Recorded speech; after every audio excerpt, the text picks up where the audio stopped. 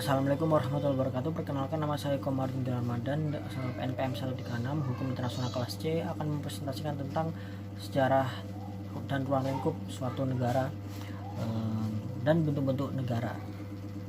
Yang pertama, negara merupakan suatu bentuk organisasi yang terdapat pada kehidupan masyarakat. Di dalam sebuah negara tersebut terdapat rakyat dan masyarakat yang harus tunduk dan patuh pada pemerintahan pada negara tersebut. Melalui kehidupan negara dengan pemerintah yang ada di dalamnya, masyarakat ingin mewujudkan tujuan tertentu seperti keamanan, kesejahteraan, kedamaian.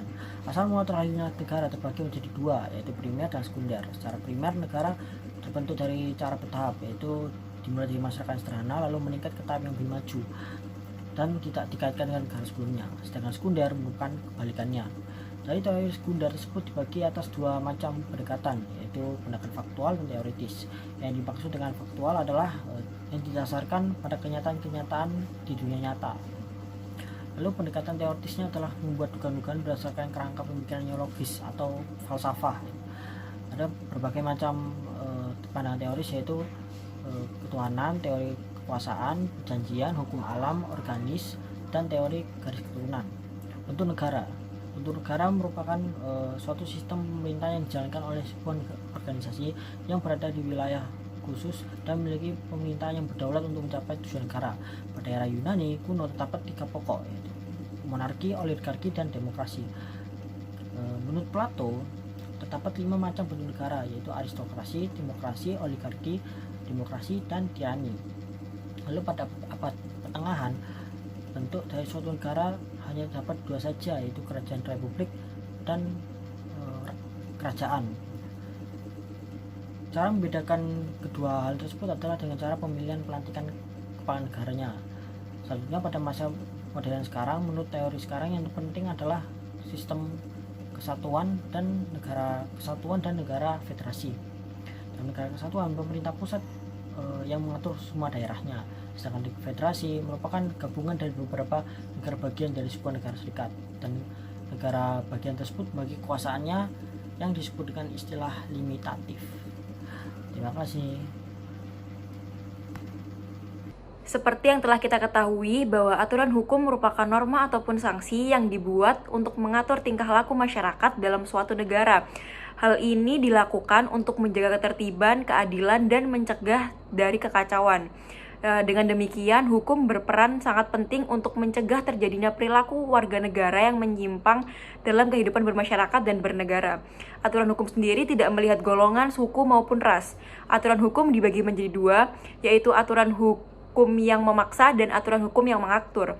Yang pertama, mengapa aturan hukum sendiri disebut mengatur? Dikarenakan aturan hukum mempunyai aturan yang dibuat untuk mengatur tindakan semua golongan masyarakat dalam suatu negara yang bersangkutan, agar terciptanya keamanan dan keadilan, yang dimana di dalamnya berisikan perintah maupun larangan-larangan tertentu. Sedangkan dikatakan memaksa karena hukum memaksa semua golongan masyarakat tanpa terkecuali untuk mentaati peraturan hukum tersebut.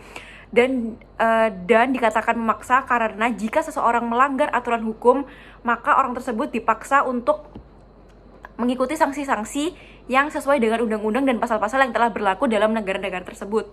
Adanya peraturan hukum tentu tidak bisa lepas dari adanya para penegakan hukum. Berbeda dengan hukum nasional yang memiliki lembaga-lembaga formal seperti polisi, jaksa, kepala pemerintahan, maupun pengadilan, dalam sistem hukum internasional tidak memiliki semua itu. Hukum internasional tidak memiliki lembaga legislatif sebagai pembuat aturan hukum, tidak memiliki polisi, jaksa, maupun tidak memiliki yurisdiksi wajib. Dalam hukum internasional, tidak terdapat aparat penegakan hukum yang memiliki wewenang untuk bertindak secara langsung terhadap negara-negara yang melanggar peraturan hukum internasional. Namun, dalam prakteknya, masyarakat internasional sudah siap menerima hukum internasional sebagai hukum yang nyata dan bukan hanya sekedar etika positif saja. Oleh karena itu, tidak ada kesulitan bagi para pihak yang menyatakan bahwa mereka setuju untuk mengikatkan diri pada instrumen-instrumen internasional. Pasal 38 Piagam Mahkamah Internasional terdapat 4 sumber hukum internasional yang mengakibatkan adanya aturan hukum internasional. Yang pertama, adanya perjanjian internasional. Yang kedua, adanya kebiasaan internasional. Yang ketiga, asas-asas hukum yang diakui oleh negara-negara beradab, dan yang terakhir putusan-putusan pengadilan maupun ajaran-ajaran para ahli sebagai sumber hukum tambahan untuk menentukan aturan hukum itu sendiri. Kedaulatan negara dan kesederhanaan negara merupakan atribut yang melekat pada negara merdeka sebagai subjek hukum internasional. Kedaulatan negara merupakan one of the fundamental concept in international law. Pengakuan kedaulatan negara juga menjadi dasar kepribadian negara dalam sistem hukum internasional. Sejak awal perkembangan hukum internasional, negara telah diakui sebagai subjek hukum yang berdaulat dan sederajat, di mana para pihak ditempatkan saling berhadapan, yang berarti yang dimaksudkan para pihak tidak memihak pihak satu dengan pihak yang lainnya. Doktrin yang berbunyi act of state action, di mana negara berdaulat satu harus menghargai negara berdaulat lainnya. Seorang filsuf politik yang berasal dari Perancis, Jean Bodin, mengungkapkan bahwa kedaulatan sebagai atribut negara dan juga sebagai ciri khusus dari negara. Jean Bodin mengemukakan bahwa kedaulatan merupakan sumber hukum yang digunakan untuk membuat aturan hukum. Menurutnya, kedaulatan merupakan kekuasaan yang absolut, abadi, tidak dapat tergantikan, dan tidak dapat terpisahkan. Baik, saya akan melanjutkan presentasi dari teman saya sebelumnya. Saya akan membawakan mengenai cara perolehan wilayah. Dalam konsepnya, wilayah merupakan suatu unsur terpenting dalam negara yang tidak dapat dilupakan agar negara tersebut mendapatkan suatu pengakuan sebagai subjek hukum internasional. Dalam hukum internasional terdapat beberapa cara untuk memperoleh wilayah, baik secara langsung maupun terdapat beberapa metode. Beberapa metode tersebut yakni yang pertama ada okupasi, pendudukan atau occupation, yaitu suatu metode dalam perolehan wilayah yang sudah lepas dari kedaulatan suatu negara, dapat berupa suatu terra nullius yang berarti tidak berada di bawah penguasaan atau kedaulatan negara manapun. Hal ini dilakukan dengan cara melakukan secara administratif serta dilakukan oleh suatu negara bukan sebagai individu, kemudian menjauhi sifat kekerasan militer. Contohnya itu Pulau Sipadan dan Ligitan Indonesia dengan Malaysia. Kemudian yang kedua ada preskripsi atau prescription, yang berarti cara kepemilikan suatu wilayah oleh suatu negara yang telah didudukinya dalam jangka waktu tertentu dengan sepengetahuan dan tanpa ada rasa keberatan oleh pemiliknya tersebut. Kemudian penguasaan ini dilakukan secara de facto dan dalam jangka waktu yang sangat lama atas wilayah secara de jure wilayah negara lain. Contohnya itu Pulau Palmas. Kemudian yang ketiga itu ada penaklukan atau annexation, suatu cara perolehan wilayah yang dilakukan secara paksa terhadap negara lain melalui cara kekerasan dan paksaan dalam negara tersebut. Syaratnya itu negara atau wilayah tersebut benar-benar telah ditaklukkan. Contohnya itu Israel melakukan terhadap Palestina. Kemudian yang keempat, annexation merupakan suatu cara penambahan wilayah yang faktornya terjadi dikarenakan suatu proses alamiah. Memperoleh wilayah melalui faktor alam, terdapat wilayah yang sudah di bawah kedaulatan, maka dari itu tidak perlu ada tindakan resmi dari suatu negara tersebut. Contohnya perubahan sungai yang menyebabkan mengeringnya bagian sungai, kemudian letusan gunung berapi pada dasar laut. Kemudian yang kelima ada cession atau penyerahan, yaitu merupakan suatu penyerahan wilayah yang secara damai dari suatu negara ke negara lainnya. Pada umumnya penyerahan tersebut melalui perjanjian perdamaian guna memutus perang. Contohnya Elyes-Lorraine kalah perang 1871. Kemudian yang keenam ada plebisit, merupakan suatu pengalihan wilayah dengan cara melakukan pilihan penduduknya, melalui pemilihan umum atau melalui referendum. Kemudian harus dipantau oleh lembaga yang sah. Contohnya Timur Timur pada 1999. Baik, selanjutnya saya akan memaparkan mengenai doktrin tindakan negara. Doktrin merupakan suatu ajaran yang diajarkan oleh para ahli dalam suatu penyusunan negara, serta dalam pelaksanaannya dapat digunakan oleh pengadilan dalam memberikan suatu putusan. Yang dimaksud oleh doktrin tindakan negara ini berkaitan dengan sistem kekebalan dari suatu negara tersebut. Terdapat dua macam teori. Yang pertama, teori imunitas mutlak. Yang kedua, teori imunitas negara relatif. Berbicara mengenai kekebalan dari suatu negara dalam pelaksanaannya, menurut Higgins mengenai hukum internasional, suatu negara termasuk pemerintahnya berhak mempunyai suatu kekebalan dari yurisdiksi teritorial negara lain.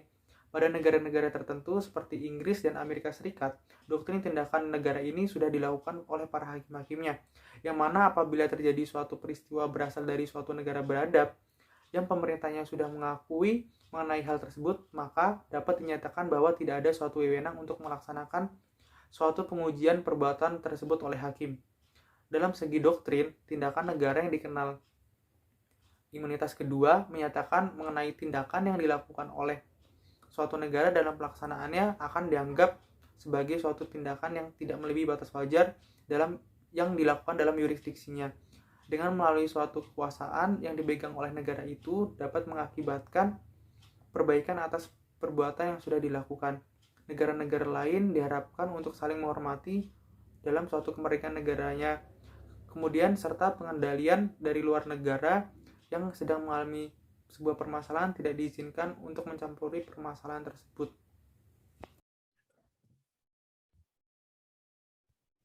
Sebagai subjek hukum internasional, negara memiliki hak dan kewajiban yang harus dilaksanakan berdasarkan hukum internasional.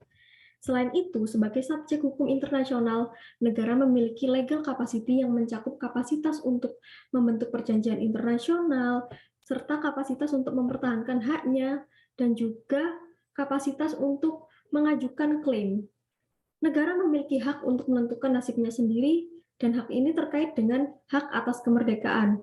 Hak ini tercantum dalam pasal 1 ayat 2 dan pasal 2 Piagam PBB. Lalu negara juga memiliki hak untuk melakukan yurisdiksi atas wilayah, benda, orang yang berada di wilayahnya, serta menjalankan hukumnya di wilayah yang dikuasainya. Dan ini merupakan hak dasar suatu negara dalam hukum internasional sebagai negara yang berdaulat. Dan ketika diserang dengan serangan militer, negara mempunyai hak untuk melakukan pembelaan diri, dan hal ini diatur dalam pasal 51 Piagam PBB. Dan juga yang utama, negara memiliki kedudukan hukum yang sama dengan negara lain dalam hukum internasional, terlepas dari keadaan wilayah, sosial, budaya, dan ekonominya. Selain memiliki hak, negara juga memiliki kewajiban yang harus dijalankan dan ditaati sebagai subjek hukum internasional. Negara berkewajiban untuk melaksanakan kewajiban yang dibebankan kepadanya dengan prinsip itikat baik. Dan ketika terjadi sengketa yang melibatkan dirinya, negara harus menyelesaikannya dengan cara yang damai. Dan juga yang tak kalah penting, negara berkewajiban untuk tidak mengintervensi urusan dalam negeri negara lain. Namun kewajiban ini dikecualikan dengan situasi ketika intervensi itu sendiri diminta oleh negara yang sedang diintervensi. Yang kedua, intervensi itu untuk melindungi warga negaranya yang sedang berada di wilayah yang sedang diintervensi. Dan yang terakhir, intervensi kolektif atas dasar Bab 7 Piagam PBB. Selain itu, negara memiliki kewajiban untuk melakukan pertanggungjawaban jika negara tersebut melakukan pelanggaran hukum internasional, seperti ketika melanggar perjanjian internasional. Dan bentuk-bentuk pertanggungjawaban itu bisa dalam bentuk restitusi, pemutihan, dan pemberian kompensasi.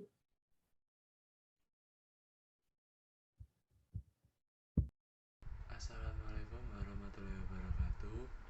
Di sini saya akan menerangkan materi tentang diskresi. Diskresi sendiri pada awal mulanya muncul di Belanda. Dan pada saat awal kemunculannya itu, pemerintahan Belanda sangat khawatir karena dikiranya nanti peraturan diskresi ini akan mempengaruhi peraturan hukum yang sudah ada di kalangan masyarakat. Lalu sekitar pada tahun 1950-an, pemerintahan Belanda ini membuat sebuah panitia yang disebut Panitia Demonci di Nederland. Panitia ini bertugas membuat sebuah laporan umum yang bertujuan untuk menggantikan peraturan diskresi ini. Lalu yang pertama kita akan bahas tentang konsep diskresi. Diskresi sendiri menurut Kamus Hukum adalah sebuah kebebasan untuk mengambil keputusan dalam suatu situasi atau kondisi yang berdasarkan keputusan dari setiap individu itu sendiri. Tetapi jika menurut Undang-Undang Nomor 30 Tahun 2014 tentang administrasi, diskresi ini mempunyai makna keputusan atau tindakan yang ditetapkan atau dilakukan oleh pejabat pemerintahan untuk mengatasi masalah konkret yang dihadapi dalam suatu penyelenggaraan pemerintahan dalam hal penyelenggaraan peraturan perundang-undangan yang memberikan pilihan tidak lengkap, tidak teratur, tidak jelas, atau adanya stagnasi pemerintahan. Lalu yang kedua tentang batas-batas dari diskresi. Untuk melihat contoh dari batas-batas diskresi ini dapat dilihat di Undang-Undang Pasal 24 tentang administrasi pemerintahan. Lalu yang ketiga ada diskresi sebagai instrumen pemerintah dalam menjalankan sebuah pemerintahan. Yang dimaksud diskresi sebagai instrumen pemerintah dalam menjalankan sebuah pemerintahan ini adalah produk hukum atau pejabat dari substansi pemerintahan yang berupa dokumen-dokumen yang mengandung materi penetapan yang bersifat konkret, individual, dan juga final. Dalam hukum administrasi, hal tersebut dapat disebut juga dengan benchmarking. Sedangkan dokumen-dokumen yang mengandung materi-materi peraturan disebut juga dengan regeling. Lalu adapun perizinan atau vergunning, yang dimaksud dengan vergunning ini adalah sebuah pengecualian dari larangan dalam suatu peraturan yang ada. Lalu contoh undang-undang yang mengatur tentang diskresi ini adalah Undang-Undang Nomor 30 Tahun 2014 tentang administrasi pemerintahan yang mengatur mengenai akibat hukum diskresi pada pasal 30 ayat 1 yang berbunyi penggunaan diskresi melampaui wewenang apabila A. bertindak melebihi batas waktu yang diberikan oleh wewenang yang diberikan oleh peraturan perundang-undangan. Lalu yang B. bertindak melampaui batas wilayah yang diberikan oleh wewenang perundang-undangan. Dan C. tidak sesuai sama sekali dengan